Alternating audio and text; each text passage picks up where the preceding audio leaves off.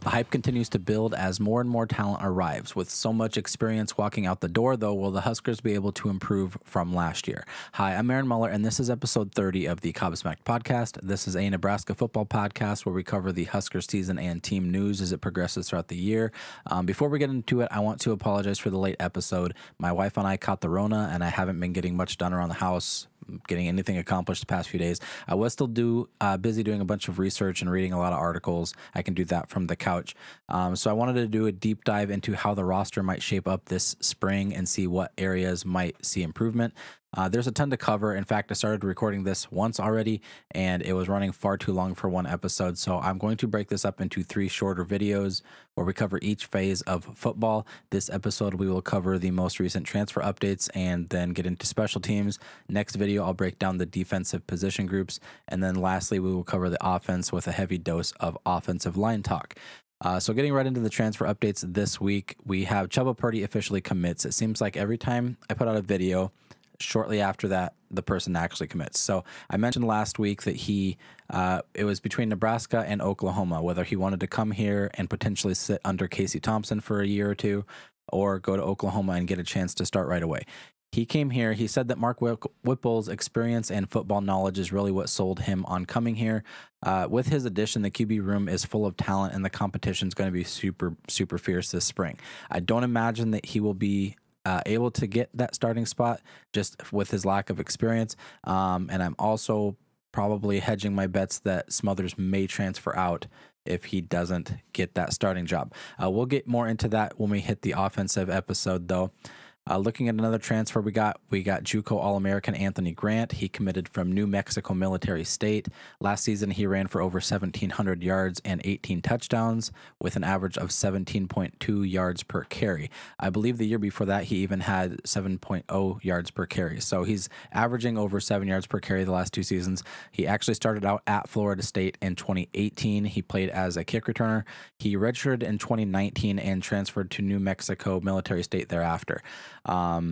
He was the #1 JUCO running back transfer in the country this year. Many people are comparing him to Dedrick Mills, kind of having a sort of redemption story. He started out at a Power 5 school in Florida State, wasn't having the success or playtime that he wanted there, so he went to a smaller school, kind of built himself up to a running back that he was proud of. He's able to get yards at the smaller school, so now he wants to come back to a Power 5 school, Power 5 program, and show that he's able to do this at a high level.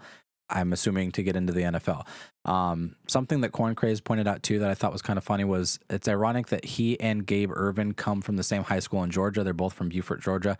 And I imagine that Yant will be still pushing for that playing time, but there is a potential that both Anthony Grant and Gabe Ervin Jr. will be the 1-2 running backs, and they're both going to be from the same high school. So he mentioned that, thought it was kind of funny. I do like that. Corn Craze seems to put out a lot of like little snippets like that that are good little nuggets to keep in your brain. So if you're not watching his videos, you certainly should.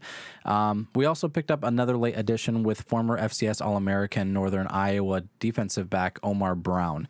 We will still have 3 years of eligibility with him. And he has made comments about the competition coming in. So he said that's what makes football fun, though. He isn't coming in and shying away from the competition. In fact, he has a goal to get to the NFL, and he's embracing that competition to achieve it. We'll get into that when we hit the defensive episode about how much competition there's going to be in that secondary come this spring, and he's not backing off of it at all. So now we're going to get into the deeper dive of the roster and how each position might compare to the last season. We will kind of look at what it's going to take for each position to take a step forward this offseason and if they're going to be able to improve at all. So we have picked up a lot of talent, obviously. Mix that with all the new coaches coming in on the offensive side, and the hype is kind of building. You look at Twitter, which every offseason is kind of the same way, but you look at Twitter and people are going nuts over all of the transfers we're getting, all of the recruits we're offering, even going forward to 2023, 2024. It just shows how much weight people are putting on this season and how much people are already expecting there to be success, given the schedule, given all of the talent coming in, giving all of the hope that these new coaches are bringing to the program. but it is going to take more than talent to make the noticeable jump from a 3-9 record that we had last season. Talent helps, obviously, yes, but it's more like icing on a cake. It's more like making something that's good taste better. You're not going to put frosting on a turd and make it taste good. So we need to make sure that the cake is good first before we throw the icing on top. But we need to look at what challenges each phase of the game and what they will need to overcome in 2022.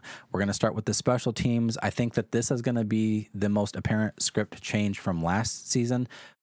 I think that the special teams we had in 2021 could possibly be the worst special teams that Nebraska has ever had. Maybe even not just Nebraska. It could be one of the worst special teams in history. I could be exaggerating that, but it doesn't feel like it. You could argue that they won or that they lost us at least 5 games. You could certainly look at it and say 3 for sure. You could look at Iowa, Illinois, Michigan State. Those 3 games had major special teams bungles where it cost us a game, but you could take that as high as 5. You could look at Michigan and Oklahoma. People say Oklahoma. Just over and over again, the special teams missed punting opportunities. They missed field goals was a big one. They gave up big kick return yards. Just over and over again, they cost us either important, crucial moments in games, or they cost us the game outright. So they can't go any lower. You have to go up from here. And now we have a dedicated special teams coach to help that along. He will be focusing on every aspect of special teams, whether that be kicking, whether that be punting, whether that be returning those kicks, whether that be the specialists themselves focusing on getting their job done. He's going to help every aspect of the special teams focus on what they need to do to improve. And Bill Busch, as the special teams coordinator, is going to be effective at that if you look at his track record. So he's going to start off with the kickoffs and returns, as I mentioned, but he's also going to need to improve the field goals and punting, which the notable transfers that we brought in this offseason are certainly going to help that along. You have punter Brian Buschini, who was the FCS punter of the year last season from Montana. You have the field goal kicker Timmy Bleekrode. He was 15 of 18 on field goals last season, his longest being 51 yards. But more impressively, he was perfect on his kicks from 40 yards or less. If you look at the Huskers, compare that to what we hit last year from 40 yards or less, we went 6 of 12. So we hit 50% where he hit perfection. So those 2 guys alone, those specialists coming in at kicker, Brian Buschini has been noted that he has a high average for his punts and he's able to pin them where he wants them. So it's not just that he's able to boot it hard. He's able to put the ball where he wants and pin the opponents deep in their own territory. So you get these 2 guys bringing in consistency where we did not have it last season, and that alone, that could have won us 2 games at least. I mean, just the specialists. Frost kept hitting on that, and people kept saying he's throwing the kickers under the bus. They just weren't consistent. That's nothing Frost can do, and that's really nothing really that Bill Busch is going to be able to do either. He can help these guys find ways to focus themselves because kicking is such a mental game. But having 2 guys that have a proven track record of consistency already, then they should be able to come in and do that here as well. I did mention that Brian Buschini was the FCS punter of the year. Timmy Bleekrode is also coming from a smaller school. The jump from a smaller school to a Power 5 school like Nebraska isn't as big for a kicker as it might be for a quarterback or a wide receiver or a running back. It's all mental, as I mentioned. It's a very individual effort as far as kicking goes. It might be a little quicker. You might need to get your punt off a little quicker. You might need to get the field goal off a little quicker. But I think that the jump there is not going to be as difficult. And I think these guys are perfectly capable of doing it themselves. As far as the specialists go, these guys have that under control. But we also brought in some return specialists that we did not see last season. So we have Trey Palmer. He was that obvious return talent that we got from LSU. We got him because of Mickey Joseph. He shows a proven track record as well of getting good return yardage every time. I didn't see that he took a whole lot to the house, but he got average yards, which we did not have last season. If he's not able to do it, we do have Anthony Grant, as I mentioned, the JUCO running back. He was the FCS kick returner in 2018, and he was averaging 22.5 yards per return. So I don't know that we got any yards per return. Like we might have had 6. I'm not sure what the average actually was, but it was not good. It seemed like every time we just fair caught everything because we were afraid of muffing the punt or messing the punt up somehow. We just fair caught everything. So having 22 extra yards every time you get the ball off of a kickoff is a major upgrade from last season.